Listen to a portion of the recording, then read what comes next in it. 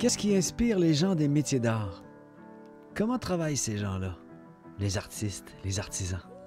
Ils ont quoi dans leur bagage?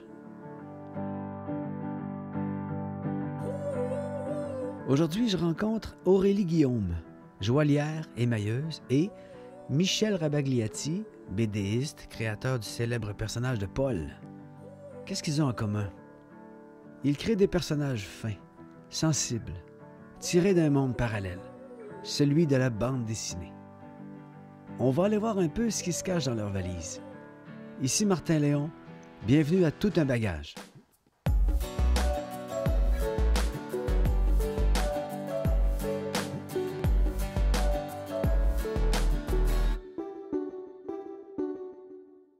Michel Rabagliati, est-ce que tu connais Aurélie Guillaume? Non, c'est la première fois que je la vois. Quoique, on s'est croisés au parc de visitation, semble-t-il. Oui. Parce qu'Aurélie, Salut, elle Aurélie. est joaillière, émailleuse. Ce que je trouve trippant, là, c'est qu'ils avaient quelque chose en commun.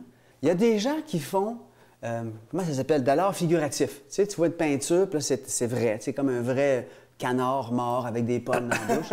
C'est comme vrai. C'est bien déprimant, ça. Tu reconnais que c'est pas un bateau. Mais il y a du monde qui distorsionne la réalité. Qui en font des portraits, de la caricature, des affaires colorées, comme si ça ouvrait sur un monde onirique, puis vous deux, vous faites ça. Ben, c'est de l'illustration qu'a fait Aurélie. Dans le fond, tu fais de l'illustration 3D, en tout cas, d'illustration en solide, en fait. Là. Oui, au début, je voulais faire de l'illustration, mais je me suis vite rendu compte que Le créneau c'était pas pour moi, déjà parce qu'il fallait qu'on travaille beaucoup sur des ordinateurs. Ouais, c'est ça. Moi, je ne suis pas capable. Ah, d'accord. Ouais. OK. Donc, c'est ça qui m'a poussée vers la joaillerie, en fait. OK. C'est juste, j'appelle ça une écœurantite aiguë des ordinateurs. Ben ouais. Ah, t'en as fait déjà pas mal l'ordi? Moi aussi, ça m'a... Ben, vous avez été graphiste, les deux? Ben, c'est drôle, l'écœurantite. Moi, ça, je te rejoins parce que moi, je suis passé à la BD à cause que j'étais illustrateur à l'ordi. Tu sais, j'en ai fait très tôt, dans les années 80. Même, je commençais à faire de l'illustration ordinateur. Puis, rendu en 2000, genre 99-2000, j'étais tanné. Puis, je suis revenu à la main, en fait. On ne peut pas faire undo quand on dessine. Non. Une fois que ton trait est lancé, il est immortalisé. Surtout si tu le fais cuire après ou... C'est ça, non, c'est sûr. Elle fait cuire ses illustrations, c'est bon, ça. Ah ben non, mais c'est ça qui se passe. C'est quand même assez drôle, mais oui, non, c'est sûr qu'une fois qu'on commence une pièce en émail, on ne peut pas revenir en arrière, donc il faut toujours penser un petit peu tout à l'avance. Ce que je trouve aussi magique de l'émail, c'est qu'il y a une façon dont la matière réagit qui nous amène à penser différemment à nos propres personnages, aux couleurs, à la façon dont on va rajouter des détails, par exemple, sur la surface. Et moi, en tout cas, quand je transpose mes illustrations avec l'émail, ça me fait redécouvrir mes personnages. Quand je les fais cuire, ou quand je dessine des petits cils, ou que j'utilise une fraise diamant pour leur faire des détails sur le visage, ou des choses comme ça. Donc, C'est des pièces uniques que tu fais là, toi? Hein? Toujours. C'est-tu one-shot deal dans le four, puis toutes les couleurs sortent, ou une cuisson par couleur, là, c'est tout ça? Je vais mettre toutes les couleurs ensemble, elles vont toutes cuire ensemble. Bon, après, il y en a qui vont prendre plus de temps pour fondre, d'autres qui vont fondre d'une drôle de manière. Donc, chaque couleur a sa personnalité aussi, donc ça, c'est drôle, mais si on rate une étape dans le processus, il n'y a pas moyen de faire pomme Z, par exemple. Il n'y a pas moyen de prendre une gomme à effacer et de revenir en arrière. C'est comme ça. Chaque couleur, chaque pigment a sa réaction dans le four. Ouais. Puis là, il faut que tu t'apprennes à connaître comment ça va réagir. Ouais. Le rose, c'est ma couleur préférée et c'est celle qui réagit... Elle la mieux? Non, c'est le rose et le jaune, c'est les pires. Mais c'est celle que je préfère. T'en as amené, on voit que tu as une valise avec des objets dedans. Je ne saurais pas laquelle. J'en ai amené plusieurs. Mais tiens, je vais te montrer celle-ci. Toutes les pièces que je fais, ce sont des broches. Et ce personnage-là, en fait, je l'ai créé en pensant à mon professeur d'illustration, en fait, quand j'étais au cégep. Parce qu'on avait justement une histoire en commun qui impliquait des marteaux et des fourmis. Des marteaux et des fourmis, OK. Ouais, moi, quand j'étais petite, par exemple, j'habitais en Martinique, dans les Caraïbes. Je jouais souvent dans le jardin avec les fleurs, les insectes et tout ça. Et moi, ce que j'aimais bien faire, c'était manger les fourmis. Bravo. Elles avaient un goût sucré. Alors voilà, moi, c'est ce que je faisais. Et justement, dans le cours d'illustration, Monsieur Cardinal, c'était mon professeur, on avait l'occasion souvent de discuter d'histoires personnelles. Incroyable. Et Belle pièce. lui, il me racontait que quand il était petit, il aimait se mettre dans l'entrée de son garage et d'attendre les fourmis avec son marteau pour les écraser. Oh, c'est pas je ris, je sais Alors, pas. moi, ça m'a fait rire. Moi, ça m'a fait rire parce que, bon, ben, moi, j'ai tué les fourmis en les mangeant, lui, avec un marteau. Et ce professeur-là m'a beaucoup encouragée quand j'étais au cégep dans mes cours d'illustration. Donc, Ah, c'est vraiment beau. C'était une broche, on le porte tout simplement. oui. Wow. Tu fais le support à broche, je comprends bien, en arrière aussi, sur mesure. Oui.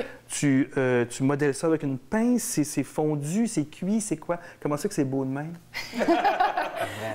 J'utilise des pinces, une scie, des limes, toutes sortes d'objets en fait, Ouais. toutes sortes d'outils.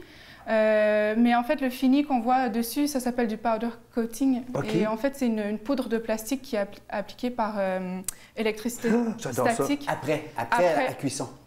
Oui, en fait, C'est pas la cuit, structure ça? est faite séparément. Ah, Et donc, après ça, on fait fondre, cuire la poudre de plastique sur la structure. En fait, c'est de l'argent. Ah, ça aussi, ça cuit. Faut Oui, cuire ça aussi, tout. ça cuit, mais En fait, tout moins ton haute four, il arrête température. jamais, là, tu es toujours à 450. Ben, oh non, attends. Pour, 2450. pour les mailles, c'est 1500 degrés. Wow. Mais c'est ça, on Fahrenheit. peut pas faire ça à la Ouais. maison. C'est des traits, c'est en or, C'est en argent fin. C'est tellement fin.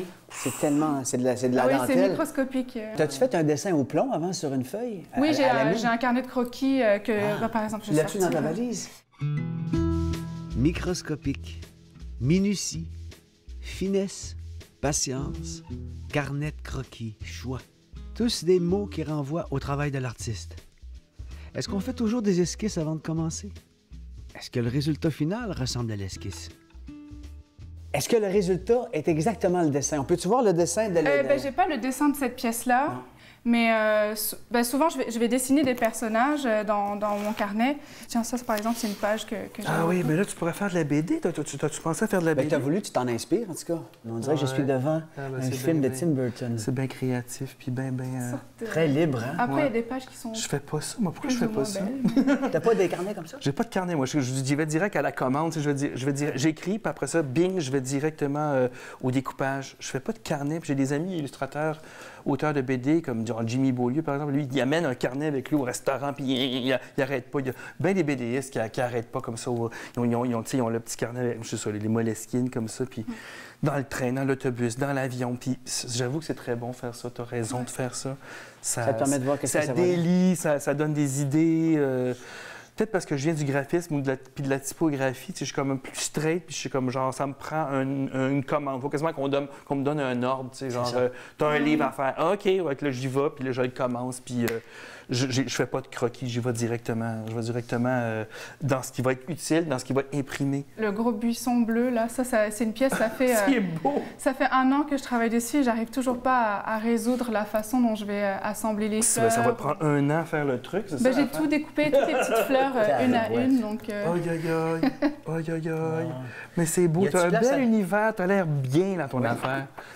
Y a-tu place à l'improvisation? Si tu dessines quelque chose au début puis que ça se finit pas pareil, Disons que ça fait quand même quelques années que je fais ça, donc au début, j'avais peur, en fait. J'étais devant mon four, puis à chaque cuisson, j'avais peur de ce qui allait se passer, parce qu'il peut toujours y avoir quelque chose je m'en souviens, Michel. Excuse-moi, auquel on ne s'attend pas. Aujourd'hui, je m'autorise un petit peu plus de spontanéité quand je travaille, mais encore une fois, j'y vais vraiment à petits pas, parce que on ne sait jamais ce qui peut se passer dans le four. Il y a beaucoup d'affaires comme inspirées de voyages. C'est comme là, la bière, je vois une Ouais. affiche de boîte de cigares. J'ai vu quelque chose tantôt qui vient d'un restaurant chinois. Oui, Ouais, ça, c'est bien inspirant, ça. Les étiquettes, c'est super. ouais. Hein? Ouais, C'est les ça. Il y a étiquettes, beaucoup ouais. les idées de couleurs, de formes là-dedans. Mais tous les petits papiers, moi je ramasse oui. beaucoup les papiers, les cartes postales. Quand je vais en voyage, en fait, je ne vais pas prendre beaucoup Les de photos. bonbons. Mais c'est ça, les emballages de c'est vrai, bonbons, les les emballages de étiquettes de bonbons. bière. Au Japon, tout ça, c'est ouais. le royaume Ça des doit être le emballages. rêve, Tu peux pas aller encore au Japon. Non, mais ça c'est mon rêve. Tu dois avoir plusieurs livres comme ça c'en est un, mais parce que ça fait longtemps que tu Ouais. en as plusieurs. En fait, c'est le plus récent, ça? Beau, c'est fun. Non, le plus récent, c'est celui-là que j'ai fait pendant la pandémie. C'est moi, avec les petits carouges à Ah, c'est les épaulettes. carouges! Ah, faut que tu fasses une série avec ça, ils sont trop drôles! Ils sont gonflés à l'hélium, ils sont super Mais ils étaient beaux. fous cette journée-là, ils criaient, ils piaillaient. Ah ouais. C'est fourni, là. C'est fourni, c'est fantaisiste. Ah ouais, moi, j'adore. C'est plein de couleurs. Ça, Franchement. c'est un film de Tim Burton. T'es très généreuse, hein? T'es généreuse. Ouais. Tu remplis tes pages aussi, là. Lui, je l'ai, le Lulu. Oh. On aurait le chien en 3D. Alors, on voit dans le carnet Alors, on va de aller voir dessin le de chien croquis en 3D. à Aurélie. Un bulldog en or. Un bulldog en or, puis tu as la pièce Mon Dieu, il dans ta vient dans un valise. essuie en Oui. Ah, c'est Oh. cool. Et là, C'est ça. quasiment Donc, grandeur c'est, du dessin. Montre ça toi-même, là. C'est toi. Ah, c'est oui. super. Le Lulu en version dessin et la version émaillée avec sa petite... Oui, c'est proche. Oui, c'est quand même assez proche pour cette pièce-ci. Je me suis quand même amusée. Ah, puis t'as fait le beau. derrière C'est encore. Ah, j'adore ça, les dos, les endos sont tous check l'endos de ça. Oh, c'est chic. Seigneur, déjà, ça, c'est un bijou. L'endos est un bijou, puis le devant aussi. Même s'il y aura toujours de la place pour le hasard et les imprévus dans le travail de l'artiste, il n'en demeure pas moins que chaque étape de création exige l'engagement total de l'artiste. Sa présence d'esprit, de concentration, à ce moment-là. Qu'est-ce qui nous inspire et qui fait qu'on entre en mode création tout à coup? On transporte toutes sortes d'affaires pareilles dans notre valise avant de rentrer dans l'atelier, pareil. Chaque matin, il y a toujours de quoi de différent dans nos bagages. Michel, quand tu rentres dans l'atelier le matin, as-tu toujours une idée en tête? C'est pas des carnets de croquis, c'est un scénario, puis c'est du papier calque. Moi, je travaille sur un... J'ai toujours le synopsis écrit à côté de moi pendant 2 ans et demi. Donc ça, c'est la première affaire que tu fais. C'est le synopsis. L'histoire. Ça c'est... Oui, puis l'histoire. Puis si elle n'est pas correcte, l'histoire, je ne vais pas me mettre à dessiner. J'ai zéro improvisation dans ce que je fais. Moi, je ne suis pas le gars pour improviser. J'ai besoin de solidité, j'ai besoin de savoir que l'histoire, elle se tient, qu'elle est bonne.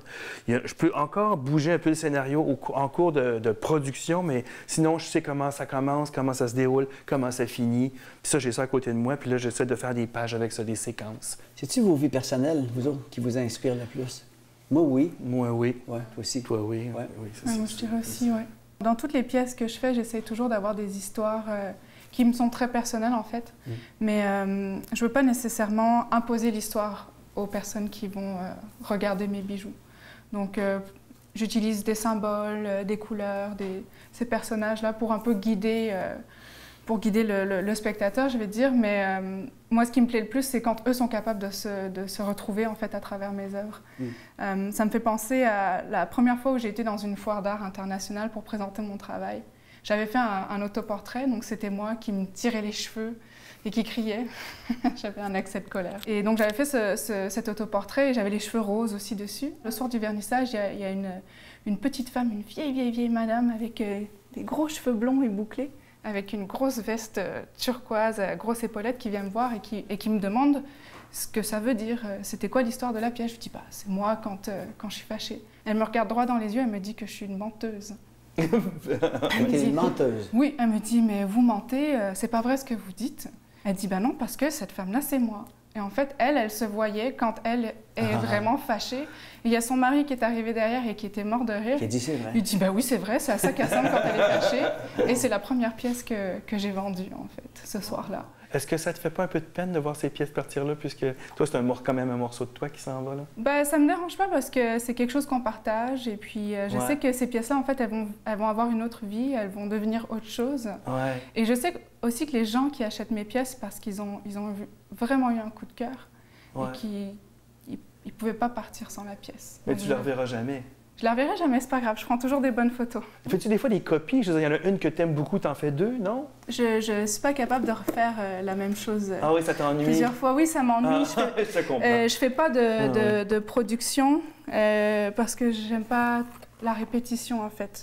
Je fais une chose une fois et Ah oui? ça, c'est Marguerite. Elle boit son verre, elle est fâchée, elle s'en fout des autres qui sont Ici, on autour, dirait que tu as une puis- autre technique. Les feuilles ne sont pas cloisonnées, c'est sont peintes, c'est ça? Oui, en fait, une fois que toute la surface est faite en verre pâle, Cuite? par exemple, Ouais. je vais prendre une fraise diamant en forme de poire et je vais aller creuser tous ces petits trous-là pour ensuite remplir avec du verre foncé pour créer ces feuilles-là. Ah shit, OK, ils sont creuses. Sont creusés. Et après, je vais dessiner avec une encre à émail sur la surface Ok. pour pouvoir définir la forme. Ouais, c'est les outils de dentiste là, que tu prends. Oui, oui, oui, Ah, la on même peut faire, chose ouais. Oui. qu'on oui. utilise chez le dentiste. Oh, le jeu de mots est facile ici, là. Des outils de dentiste pour faire de l'émail. Attention, excusez-moi. Michel Rabagliati, Aurélie Guillaume, vous mettez tellement d'heures dans chacun de vos projets, et moi aussi. Sommes-nous les gens les plus patients du monde, finalement? Combien d'heures tu prends pour faire cette broche-là de 10 cm par 8 cm? À peu près, c'est ça. Pour celle-ci, il y aurait peut-être 40 à 50 heures de travail, je dirais. Ouais. C'est une des affaires que je préfère le plus du travail des artisans dans la vie, de mon travail finalement. J'étais un artisan moi aussi. En tout cas, j'aborde mon travail comme un artisan. C'est la patience qu'il faut qu'on aille.